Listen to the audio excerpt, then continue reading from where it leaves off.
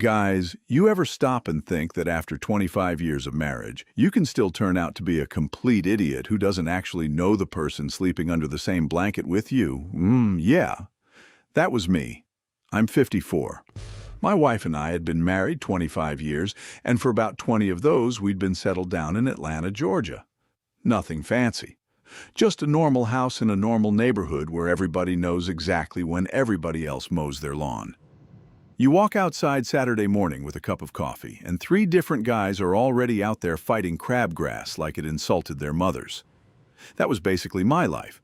Work during the week, home in the evening, maybe a beer on the back porch, steaks on the grill. Saturday, if the weather wasn't doing something stupid. Football on Sunday. Home Depot runs for things I absolutely did not need, but somehow convinced myself were urgent. Our kids were grown by then. Both finished school, got jobs, moved out, started doing their own thing. Which, after years of stepping on shoes in the hallway and finding empty milk cartons put back in the refrigerator, felt pretty damn good. The house got quiet. And I liked quiet. My wife liked it too. At least I thought she did. We weren't one of those couples still hanging all over each other after 25 years, but we were good, or I thought we were good. That's the part that makes me feel like an idiot now. We had our routines. She knew how I took my coffee. I knew when she said, "I'm fine." There was about a 70% chance she was absolutely not fine. We could sit on the couch for an hour without saying much and it wasn't awkward. That's marriage after 25 years, right? You stop trying to impress each other. You just exist together. And I trusted that woman completely. I mean completely. If she'd called me from Walmart and said, "Hey, I accidentally bought a horse," I probably would have asked whether I needed to clear space in the garage. That's how little suspicion I had. Then last year, life basically walked up behind me and smacked me across the back of the head. Cancer. There isn't really a funny way to say that word. Believe me, I tried. I'd been feeling like crap for a while. Tired all the time, losing weight, weird pains I kept blaming on getting older because that's what men my age do. You wake up and your shoulder hurts for no reason, and instead of seeing a doctor you go, "Hey, 54. Very advanced medical diagnosis. My wife kept telling me to get checked out. I kept saying I'd do it next week, then next week became another week. Eventually I went. Tests turned into more tests. Blood work, scans, waiting rooms, more waiting rooms.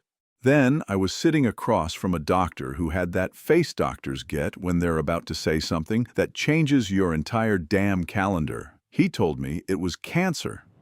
I remember staring at his desk while he explained everything. There was this stupid little plastic model of some organ sitting there, and for whatever reason I couldn't stop looking at it. He's talking about treatment plans, chemotherapy, prognosis, specialists, and I'm sitting there thinking, somebody really needs to dust that thing. Your brain does weird crap when it's scared. I drove home without the radio on. That alone should tell you how bad it was. I normally can't drive 10 minutes without some classic rock station playing in the background. When I told my wife, she cried. I cried too. I'm not going to pretend I stood there like Clint Eastwood and said, "We'll handle it." Hell no. I was terrified. You hear the word cancer, and suddenly every dumb little problem you had yesterday becomes hilarious. Property taxes? Whatever. Leaky faucet? Let it leak. Neighbor's dog crapping near the mailbox. Congratulations, buddy. Enjoy yourself. Now you're wondering whether you're going to be around next Christmas. Treatment started pretty quickly, and that's when life really turned into a mess. Anybody who's been through chemo or watched somebody close go through it knows what I'm talking about. That stuff doesn't politely knock on your door. It kicks the damn thing in. I went from being a guy who could work all day, come home, mess around in the yard, and grill dinner to a guy who sometimes had to sit on the edge of the bed for 5 minutes just to convince himself to stand up. Some mornings I'd wake up already exhausted. Think about how ridiculous that is. You sleep 8 hours and wake up feeling like you just unloaded a moving truck by yourself. Food tasted wrong. My stomach was constantly pissed off at me. There were days I'd take medication, drink some water, and 20 minutes later I'd be hugging the toilet like we'd been best friends since high school. I stopped working normally. At first I tried. Of course I did. Men are idiots about that stuff. I'd open my laptop at the kitchen table, answer 2 emails, stare at the third one for 15 minutes, and realize I had absolutely no idea what I'd just read. Eventually, I had to admit I wasn't functioning like myself anymore, so most days I stayed home. Sweatpants, old t-shirt, blanket on the couch, pills lined up on the kitchen counter like some depressing little pharmacy display. And my wife was around at first. She drove me to appointments when I couldn't drive, picked up prescriptions, made soup I usually couldn't eat, sat next to me after treatments. So when things started changing with her, I didn't immediately think anything bad. Why would I? This was my wife of 25 years. Then, one morning she came downstairs wearing brand new leggings, running shoes, and this bright little workout jacket I'd never seen before. I was sitting at the kitchen table trying to get half a piece of toast into my stomach. I looked at her and said, "Where the hell are you going? Did Nike sponsor you overnight?" She rolled her eyes. "I'm going to the gym." The gym? Yes, the gym. Now, my wife wasn't lazy. Let me be clear. But this woman had spent the previous 10 years treating our treadmill like an expensive coat rack. So I looked over at her and said, "Our treadmill upstairs is going to be devastated." She actually laughed. Then she told me she'd been thinking about things. She was 51. She wasn't getting younger. My diagnosis had scared her. She said watching me go through treatment made her realize she needed to take better care of herself. And honestly, that made perfect sense to me. She said, "I need something for me right now. Something to clear my head." I nodded. "Okay, go sweat your ass off." That's literally what I told her. A few days later, she came home talking about a personal trainer she'd met at the gym.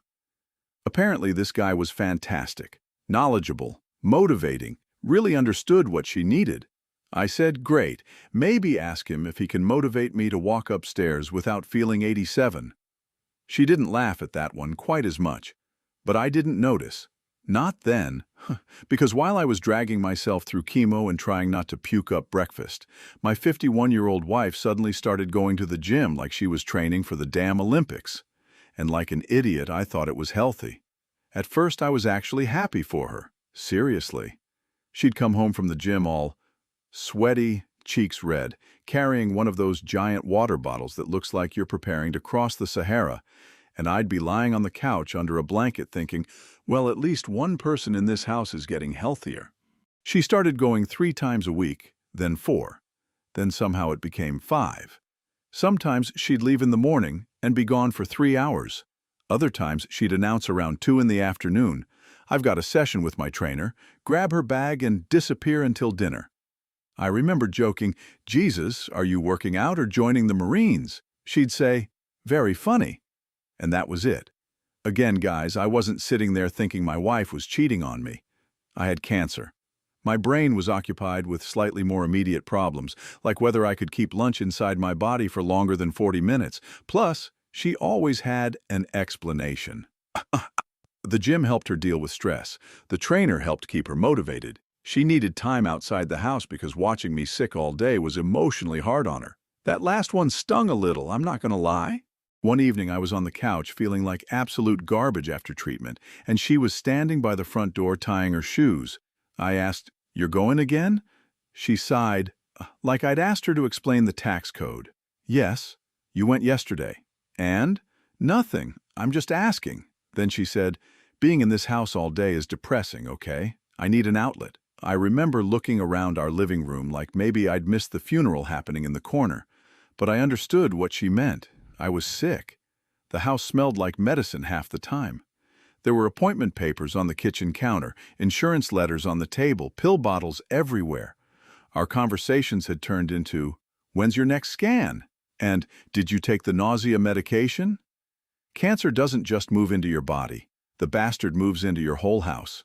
So I said, "Okay, go." And she went. For months, that became our new routine. I fought cancer. She fought apparently the most stubborn 10 pounds in the state of Georgia, and I didn't ask many questions.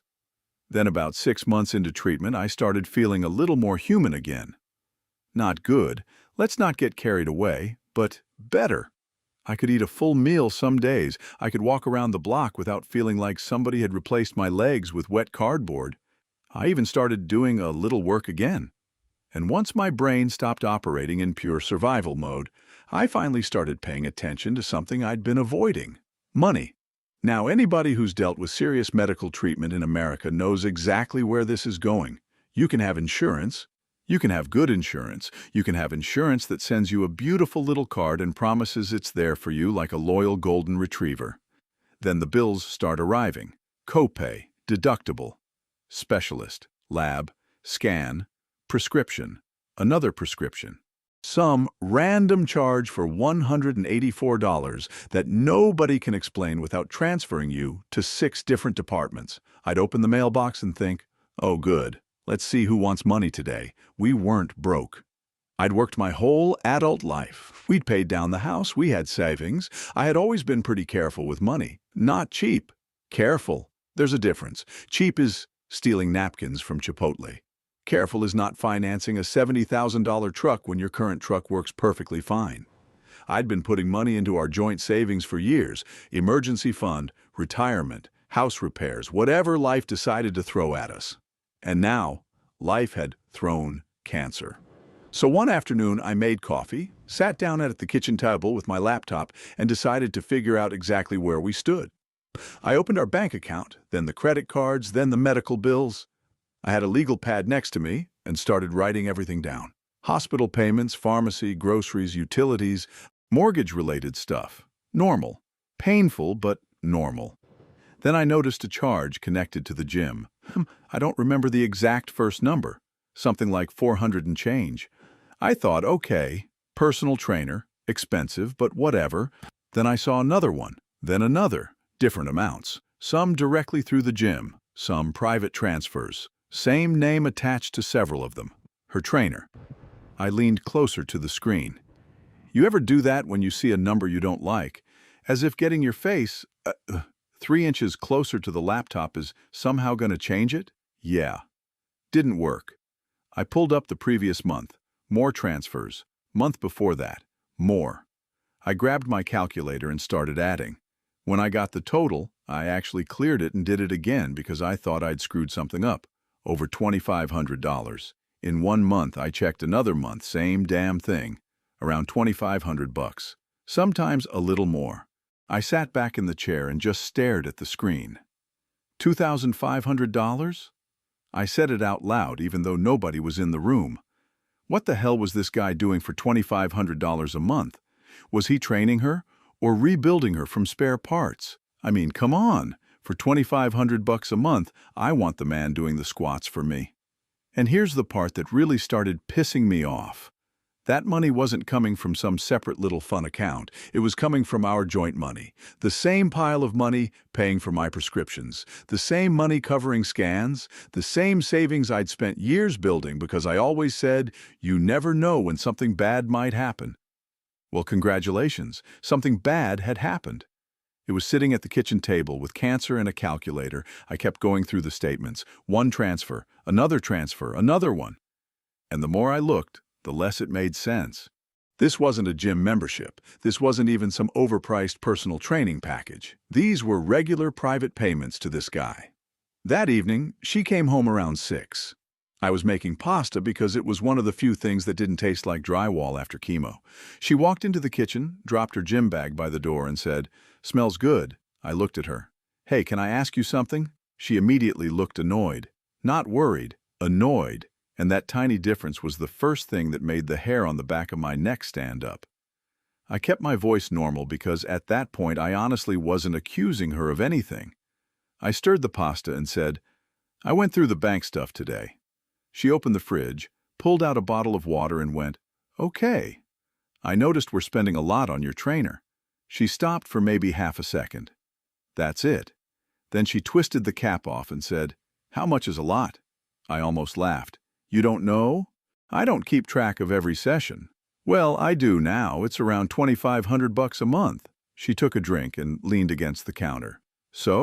That so pissed me off more than the number. I turned the burner down and looked at her. "So? Honey, I'm paying medical bills every damn week. We're pulling money out of savings. $2,500 a month for a personal trainer is a little nuts right now. It's for my health." "I understand that." "No, you don't." There it was, that tone. I put the spoon down. "Okay, what don't I understand?" She started telling me how hard the last 6 months had been for her. How stressed she was, how she'd gained weight, how she wasn't sleeping well, how going to the gym was the only thing keeping her sane. And guys, I wasn't arguing with any of that. I said, fine, keep going to the gym. I'm not asking you to sit home and stare at me. I'm asking why we're paying some guy $2,500 every month. Because he's helping me.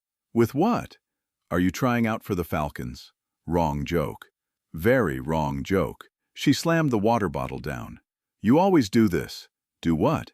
Make jokes when I'm trying to tell you something serious. I stared at her. Okay, no jokes. Let's be serious. We need to cut expenses. Then she just exploded. I'm not giving this up because you're suddenly obsessed with money. I actually looked behind me. I swear to God. Because for a second I thought maybe there was another guy in the kitchen she was talking to. Suddenly obsessed with money? Yes. I'm paying for chemotherapy, and I'm dealing with it too.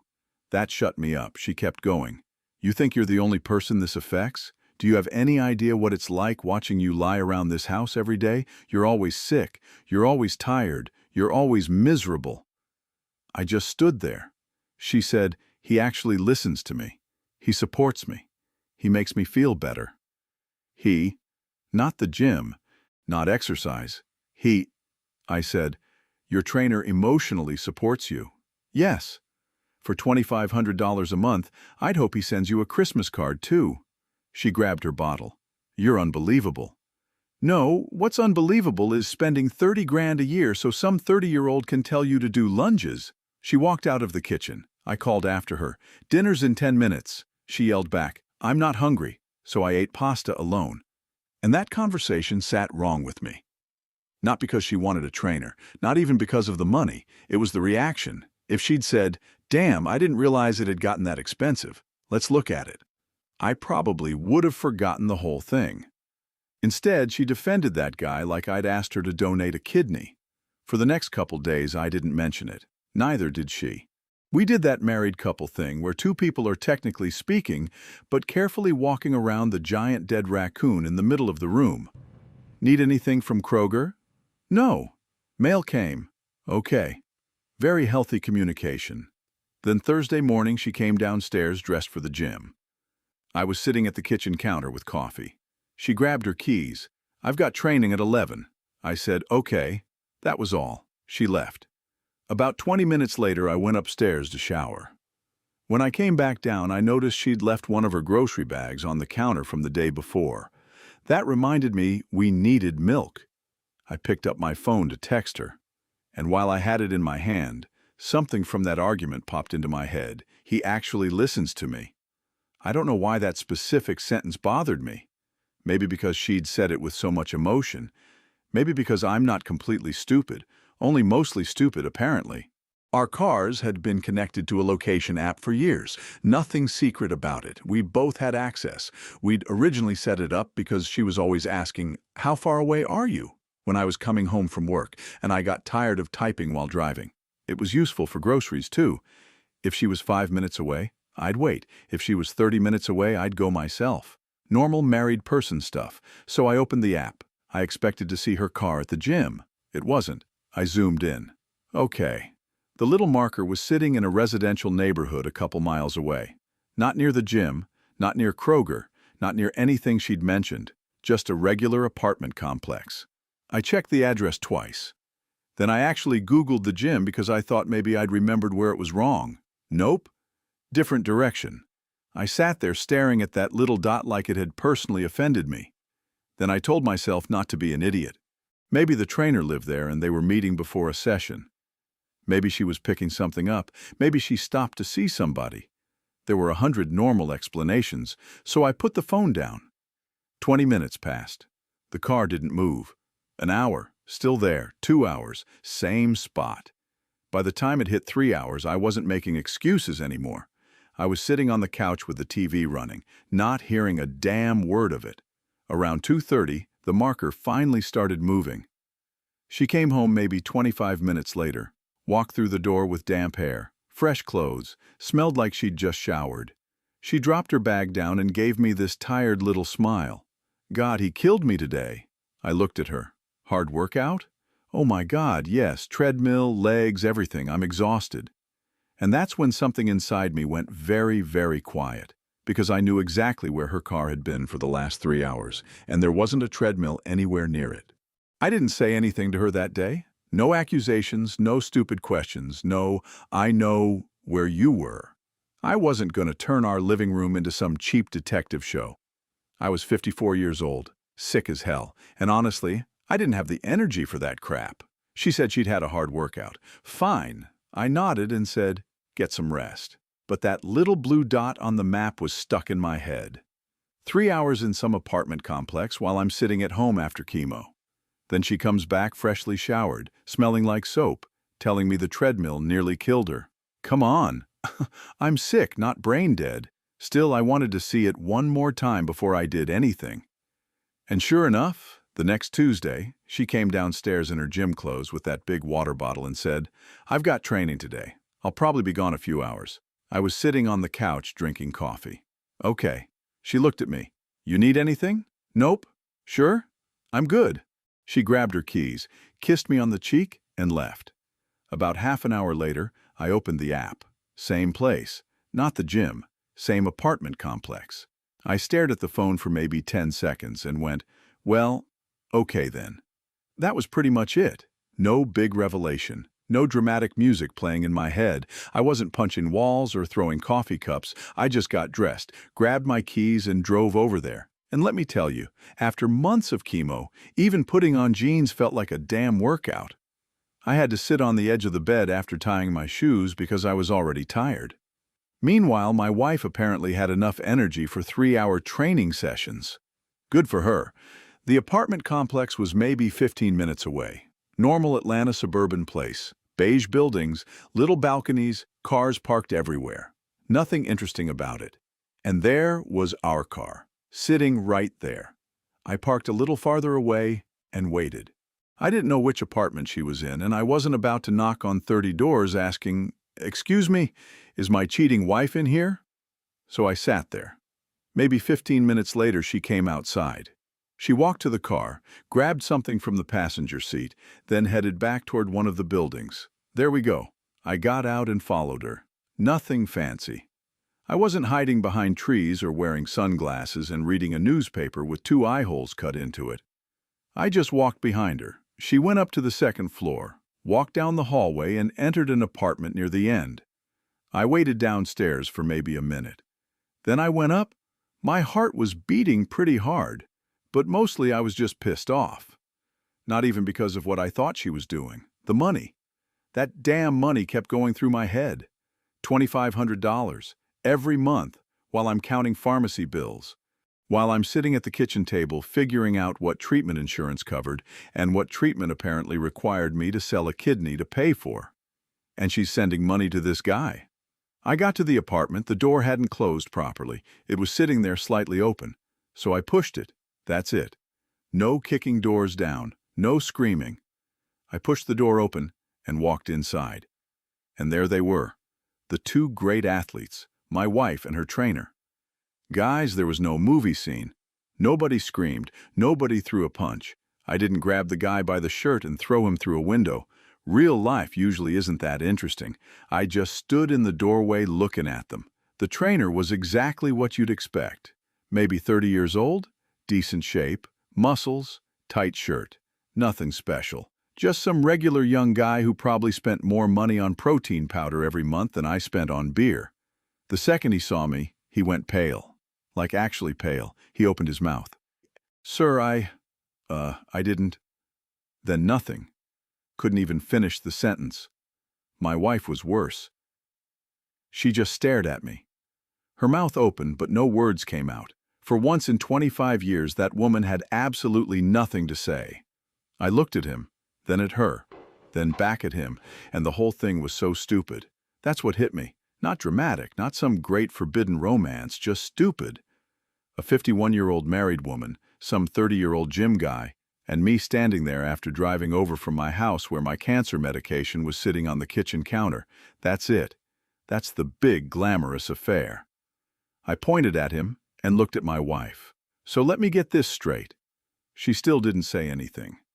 You've been taking $2,500 a month out of my treatment budget to pay this tadpole for this? The trainer looked down the floor. My wife finally managed to say my name. Just my name. I shook my head. No. She took a step toward me. Please, I can explain. I looked at her for maybe another second, and honestly, I didn't care. What was she going to explain? That the apartment had a hidden treadmill? That this guy charged $2,500 for emotional support? Come on. I turned around and walked out.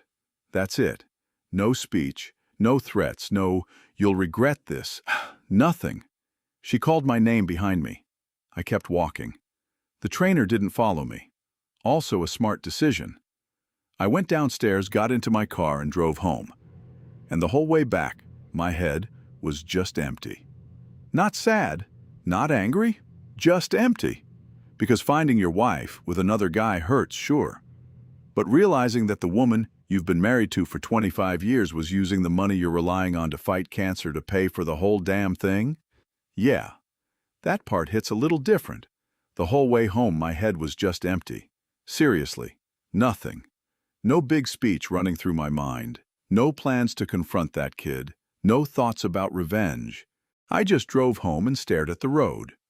And you know what really got me? It wasn't even the infidelity itself. Yeah, obviously, finding your wife of 25 years with some 30-year-old gym trainer is a terrible afternoon. I'm not going to sit here pretending I didn't care. But that wasn't the part eating me alive. It was the money. Those $2,500. I'm sitting at home after chemo, feeling incredibly ill, counting every dollar because medical treatment is so expensive, and my wife is taking money from the same account and handing it to someone else. That's the part that made my blood boil. I stopped at a red light and actually said to myself, "You've got to be kidding me." Because think about how ridiculous this whole thing was. I'd worked hard for years, saved money, paid bills, made sure we had something for an emergency. Then the emergency actually shows up. Cancer. Great. Thanks, life. And what does my wife do? She decides that's the perfect time to sponsor someone else's lifestyle, $2,500 a month. For that much money, this person should be able to fix my roof while they're at it, but nope. Apparently the talent was emotional support. Very emotional, very supportive. By the time I pulled into my driveway, I was angry, but I was starting to think clearly, and that's important. Because when something like this happens, the easiest thing in the world is to do something reckless. Get drunk, call people, send 50 angry texts, drive back there and get into an altercation. And then what? Now I've got cancer, a divorce, and legal trouble. No thanks. I needed whatever strength I had left for one thing, staying alive. So I walked inside, drank some water, took my medication, and looked around the house. Her jacket was hanging on the chair. Her coffee mug was still by the sink, shoes near the door. All that normal married life that you don't even notice anymore.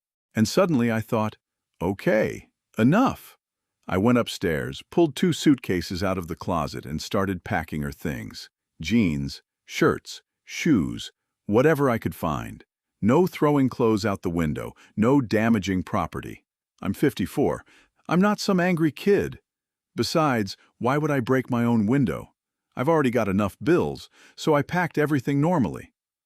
The difficult part is I had to stop twice just to sit down because the treatment had me so weak.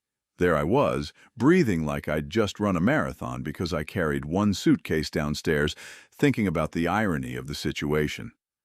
Eventually, I got everything downstairs and put the suitcases by the front door. Then I sat at the kitchen table. That's where the anger really turned into something useful. I opened the laptop again, printed every bank statement, every transfer to the trainer, every gym payment, dates, amounts, everything. I wasn't hiding money or doing any stupid financial tricks. I just wanted a clean record of where our money had gone. Because one thing was already clear to me. This marriage was dead. No therapy. No, let's take some time apart. No romantic weekend where we drink wine and talk about our feelings. Come on.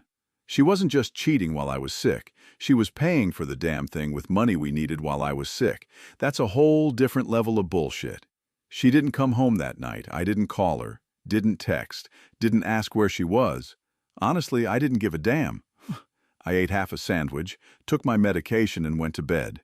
Next morning, I woke up, made coffee, and started looking for a divorce lawyer in Atlanta. A normal one. Not one of those guys on billboards with folded arms and some slogan like, "She took your dog? Call me now." I found a family attorney with good reviews and called. The receptionist asked, "What is this regarding?" I looked at my wife's suitcases sitting by the door. "Divorce." She asked if it was urgent. I said, "Well, I caught my wife with the personal trainer she's been paying out of our joint account while I'm getting chemotherapy, so you tell me." There was about a 2-second silence. Then she said, "We can get you in this morning." Perfect. I grabbed the folder with the bank statements and went. The lawyer was a guy around my age, calm, normal, didn't make big promises. I told him the whole stupid story: cancer, chemo, the sudden fitness obsession. $2,500 a month, the apartment, the tadpole. He looked through the statements and asked, "These payments were coming from marital funds?" "Yep." "While you were actively undergoing treatment?" "Yep." "And you're paying medical expenses out of these funds?" "Exactly." He looked at the papers again. Then he said, "Keep all of this." I said, "Believe me, I wasn't planning to frame it and hang it in the living room." He almost smiled. He explained that in Georgia, the financial side of a divorce can get pretty ugly when one spouse has been burning marital money on an affair, especially when the other spouse is dealing with serious medical expenses. He didn't promise me some magical courtroom victory. He just tapped the statements and said, "This is important. Good enough for me." I walked out of that office with one simple plan.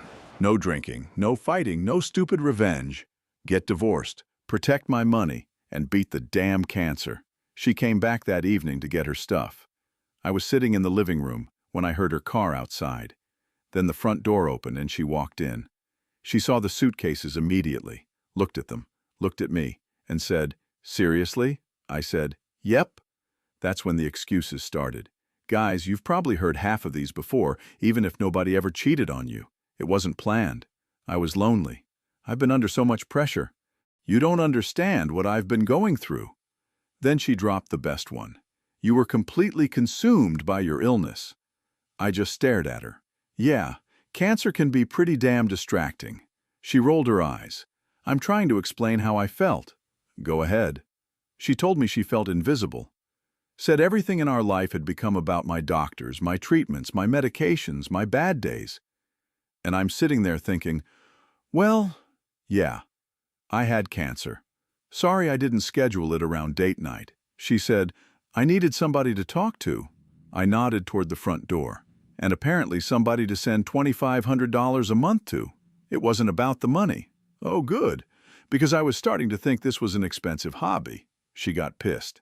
Can you stop making jokes for 1 second? I've had chemo for 6 months. Jokes are basically all I've got left. Then she started crying.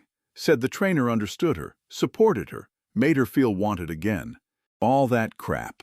And look, guys, I'm not saying being married to a sick person is easy. I'm sure it sucked. There were days I barely got off the couch, days I didn't want to talk, days I smelled like medicine and looked like I'd been dug out of somebody's backyard. Not exactly George Clooney over here. But here's a crazy idea. If your husband gets cancer and you're struggling with it, talk to him. Talk to your kids. Talk to a therapist. Go drink wine with your girlfriends and complain about me for 5 hours. Hell, buy yourself a punching bag and tape my face to it. I don't care. Just maybe don't start screwing your personal trainer and paying the little bastard out of the account we're using for cancer treatment. Seems reasonable. She kept saying, it was a mistake. I finally said, no, a mistake is putting diesel in a gasoline car. She looked at me. This was months. She didn't answer. You drove over there again and again. Nothing. You lied to my face. Still nothing. And you paid him. Then she finally said, those payments were for training too. Guys, I swear I almost respected the balls it took to say that. I looked at her and went, training? What the hell was he training you for, the bedroom Olympics? She snapped, don't be disgusting. I actually laughed. I'm being disgusting? That conversation was going nowhere fast, and after maybe 5 minutes, I could already feel myself getting tired. That's the thing nobody tells you about being seriously sick. Even arguments become expensive. You only have so much energy in the tank, and suddenly you're thinking, do I really want to spend today's remaining 15% listening to this crap? Nope. So I stood up. She said, where are you going? Nowhere. I pointed at the suitcases. You are? She stared at me. You're throwing me out after 25 years? I said, no. You threw 25 years away. I'm just helping with the luggage. That shut her up for a second. Then she said, so that's it? You're not even willing to talk? We've been talking for 5 minutes. So far, I've learned that my cancer was very inconvenient for you. That's not what I said. It's close enough. She wiped her face and said, he made me feel alive. Oh, Jesus Christ, there it was. The sentence people say, right before making some unbelievably stupid decision. I said, great, then go feel alive somewhere else. She looked at me like I'd slapped her, but I was done. Not screaming, not shaking, just done. I said, your suitcases are there. Put your keys on the table and go. She tried one more time. What about the house? The lawyers can deal with the house. Her face changed. Lawyers? Yep. You already talked to a lawyer? This morning. Are you serious? Very. She stood there staring at me. Then she grabbed the first suitcase. And guys, there was no big movie ending to that scene. No plates flying, no neighbors calling the cops, no dramatic final kiss. She carried her crap to the car, came back, took another bag, then she put her keys on the table. I heard the little clink. 25 years? Clink. That's basically what it sounded like. She walked out. I closed the door, locked it.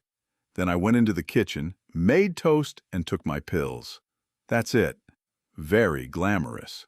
My marriage ended, and 10 minutes later I was standing over the sink eating toast because chemo made my stomach act like a pissed-off toddler.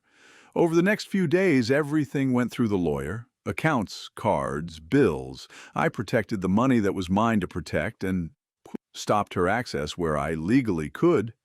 And that's when this whole ugly mess finally gave me something to laugh about. Remember our great romantic hero? The 30-year-old emotional support tadpole?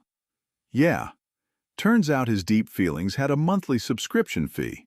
Because the second those $2,500 payments stopped, Romeo suddenly wasn't feeling quite so romantic anymore. Funny how that works. I didn't even find out about the trainer right away. Honestly, I wasn't sitting around checking what those two idiots were doing.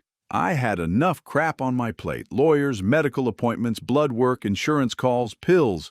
My life was basically one long conversation with somebody asking for my date of birth. Then about a week later, my wife called me. I almost didn't answer. But the divorce paperwork was still being sorted out, so I figured it might actually be something important. Nope. She sounded terrible, not crying exactly. More like she'd already done the crying and was now in that miserable stage where your nose is stuffed up and you're pissed off at the whole world. She said, "Can we talk?" I went, "About what?" There was a pause. Then she said, "He doesn't want to see me anymore." Guys, I had to move the phone away from my face for a second. Not because I was angry, because I almost laughed. I said, "Who?" I knew damn well who. She got annoyed. "You know who?" "Oh, Captain Fitness. Can you not?" "Okay, what happened?" Apparently, after our finances got separated and those nice little payments stopped showing up, her great emotional support trainer suddenly decided their relationship had become too complicated. Too complicated. I love that phrase. People use complicated when the real sentence would make them look like an asshole. She said, "He told me he needs space." I looked around my empty kitchen and thought, yeah, I bet he does. Probably about $2,500 worth of space. I asked, so the second the money stopped, he needed a break? It wasn't like that, of course. Nothing was ever like that. The affair wasn't like that. The money wasn't like that. The apartment wasn't like that. Apparently, I had misunderstood an incredible number of extremely obvious things. She said, he's just overwhelmed. I couldn't help myself. By what? His electric bill? She got quiet. Then she said, "You don't have to enjoy this." And honestly, she was right. I didn't need to enjoy it, but come on, guys. There are moments in life where karma doesn't knock politely. It walks straight through the front door, opens your refrigerator, and grabs a beer. I said, "I'm not enjoying anything. I'm trying to stay alive." That shut the conversation down pretty quickly. She hung up a minute later. And that was basically the end of the great love story. Once the gravy train dried up, the young Romeo disappeared. Who could have predicted that? Certainly not the 51-year-old woman paying him thousands of dollars every month. After that, the divorce moved pretty fast. Not overnight, Nothing involving lawyers ever happens overnight unless somebody is charging you extra for it. But compared with the horror stories I'd heard, ours was pretty straightforward. We had the bank statements, the transfers, the dates. Everything was sitting there in black and white. My lawyer kept telling me the same thing. Don't get emotional. Let the documents speak. Fine by me. I was tired of talking about it anyway. By then I could look at those payments without getting that hot feeling in my chest. 2,500, 2,600, another transfer, another one, month after month, and all of it during chemotherapy. That part mattered, not because the judge was sitting there thinking, poor guy, let's destroy his wife. Real court isn't television. Nobody bangs a gavel and gives a 5-minute speech about justice while dramatic music plays. It's numbers, documents, property, dates, who spent what, where the money went, and my wife's spending looked pretty damn stupid on paper. My attorney argued that a chunk of our marital money had been burned on her affair while I was paying serious medical expenses. Her attorney tried to make it sound less ugly. Good luck with that. You can put a nice ribbon on a garbage bag, but it's still a garbage bag. In the end, the financial settlement accounted for the money she'd blown. I got compensation out of her side of the marital property, and the house stayed with me. That was the big one. I wanted the house, not because it was some mansion. It wasn't. It was just my home, my backyard, my grill, my chair on the porch, the place where my kids grew up, the place where I'd spent months recovering after chemo. I wasn't about to lose that too, because my wife had suddenly decided a 30-year-old personal trainer was the love of her damn life. She ended up moving into a small rental. Nothing terrible. Just a normal little apartment. And because my money wasn't paying her bills anymore, she had to start figuring out her own finances and looking for steady work. Again, I didn't celebrate. I didn't drive past her apartment honking the horn, didn't send her pictures of the house, didn't post some stupid Facebook quote about karma. I just lived my life, because by that point something had changed in my head. For months I'd been fighting two things at once. Cancer was draining my body, that marriage was draining everything else, and now one of those problems was finally gone. The other one? Well, I still had no idea how that fight was going to end. About a month after the divorce mess finally settled down, I had another appointment with my oncologist. More blood work, more scans, same hospital, same waiting room, same crappy coffee that somehow tastes like somebody filtered hot water through an old shoe. I'd been there so many times, the receptionist knew me by name. I sat in that little exam room, waiting for the doctor and trying not to think too much. If you've ever waited for scan results, you know the feeling. Your brain becomes your worst enemy. Every minute feels like 10. Then the door opened. My doctor walked in holding my results. He looked at the papers, then at me, and smiled. Now, when you've had cancer for a year, you get pretty damn good at reading doctors' faces. They don't even have to say anything. You see that serious little look and immediately think, well, crap, what now? But this time the guy was smiling. Not that polite doctor smile either, a real one. He sat down, looked at the results again and said, well, I've got some good news for you. I said, how good? He looked at me. Complete remission. I just sat there. I heard the words. I understood the words. But my brain needed a second to catch up, so I said, complete? Complete? As in, gone? He nodded. Your scans are clear. Your blood work looks excellent. Right now, there's no evidence of disease. Guys, I don't know how to explain what that feels like. For months, every morning, I'd wake up with cancer already sitting in my head. Before coffee, before breakfast, before anything. Cancer. Take the pills. Cancer. Check the appointment calendar. Cancer. Feel something weird in your side and immediately wonder if the bastard is getting worse. Cancer. And suddenly this doctor is sitting across from me saying my body is clean. I looked at him and said, you're sure you got the right old guy's paperwork? He laughed. I'm sure, because I'd hate to get all excited and then find out some dude named Gary in room 4 is the healthy one. No. These are yours. I leaned back in the chair. And I swear it felt like somebody had taken a 50-pound bag off my chest. I didn't jump around, didn't scream, didn't start crying dramatically. I just sat there smiling like an idiot. Then I said, Doc, you have no idea how badly I needed to hear that. He said, I think I do. Fair enough. He'd watched me drag myself into that office looking like roadkill for months. We talked about follow-up appointments, future scans, what I needed to watch for, all the usual stuff. I listened. Believe me, after cancer, when your oncologist talks, you listen like he's reading tomorrow's lottery numbers. Then I walked out of the hospital. And outside, it was just a normal Atlanta afternoon. Cars going by, people walking around, some guy arguing on the phone near the parking garage. Nothing had changed, but everything felt different. I stood next to my car for a minute and just breathed. No nausea, no panic, no wondering how many treatments were left. Just air. And I had this stupid thought. My body had spent the last year getting rid of cancer. Meanwhile, my life had apparently been getting rid of another parasite at the same time. Yeah, I know.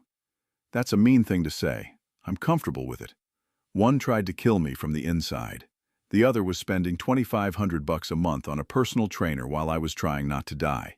You can decide which one was more annoying. I got into the car and called my kids. That was the call I'd been waiting to make for months. Doctor says I'm in complete remission. There was crying. There was yelling. My son made me repeat it twice.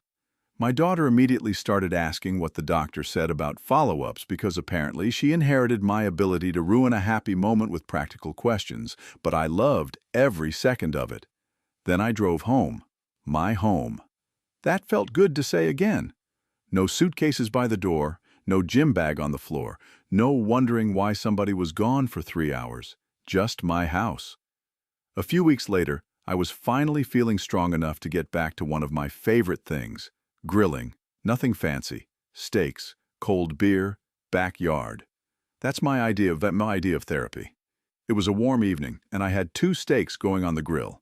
I'd put a few beers in a little bucket with ice because apparently surviving cancer makes you feel fancy enough to put beer in a bucket instead of just walking back to the refrigerator.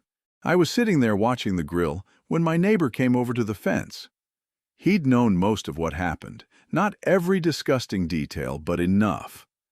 Hard to hide cancer from your neighbors when they see you lose weight and get driven to the hospital every other week. And divorce isn't exactly invisible either when your wife suddenly disappears and a lawyer starts sending envelopes to the house. He leaned over the fence and said, "Man, you've had one hell of a year." I raised my beer. "You could say that." He shook his head. "Cancer. Then finding out about your wife. 25 years, man. That's a tragedy." I looked at him. Then I looked at the steaks, then at my beer, and I realized something. For the first time in a long damn time, I didn't feel like anything tragic had happened to me. Hard? Absolutely. Painful? Hell yes. But tragedy? No. I took a drink and said, "Nah, brother." He looked at me. I pointed toward myself with the beer bottle. The cancer got treated. Then I pointed toward the house. And the cheating just helped me take the trash out before it stunk up the whole place. He laughed. I laughed too. And that was probably the first time I genuinely laughed about any of it. Not that nervous little laugh you make when life punches you in the mouth. A real laugh. The steaks were sizzling, beer was cold, the evening was warm, and I was alive, healthy, single, 54 years old. And for once, nobody was draining $2,500 out of my bank account to do squats. Not a bad Tuesday. So yeah, guys, that's what I learned. Sometimes you spend 25 years thinking you know exactly what your life is. Then cancer shows up. Your wife loses her damn mind. Some 30-year-old tadpole starts charging your marriage a monthly subscription fee. And everything blows apart. But here's the funny thing. Sometimes, when all that crap finally clears out, you look around and realize your life didn't end. It just got quieter, cleaner, cheaper too in my case. And life after 50, turns out it's a pretty damn good thing.